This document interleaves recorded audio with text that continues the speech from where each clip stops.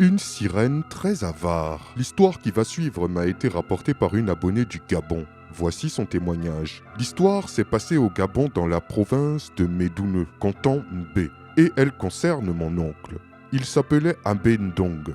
À l'âge de 9 ans, il disait à ses grandes sœurs qu'il allait épouser la plus belle femme du monde, qu'elle avait de longs et très beaux cheveux qui lui descendaient jusqu'aux fesses. Il dessinait la même sirène plusieurs fois partout, même sur les murs. Il disait que cette sirène en question serait sa femme. Lorsqu'il atteignit l'âge de 15 ans, il annonça officiellement qu'il était en couple avec cette dame de l'eau qu'il était le seul à voir. Mais cette relation reposait sur un contrat, une condition que mon oncle devait absolument respecter. La sirène en question, de par ses pouvoirs magiques, lui donnait beaucoup de chance dans ses entreprises et affaires. L'argent généré par cette magie ne devait être partagé avec aucune autre femme, seulement des hommes. Mon oncle faisait donc tout pour qu'aucune femme ne puisse toucher à son argent.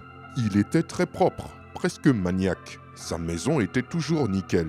Il expliquait que c'était pour cette mystérieuse femme qu'il le faisait et que cette dernière détestait la saleté. Un jour, une cousine est venue lui rendre visite. Elle lui a demandé de l'aide.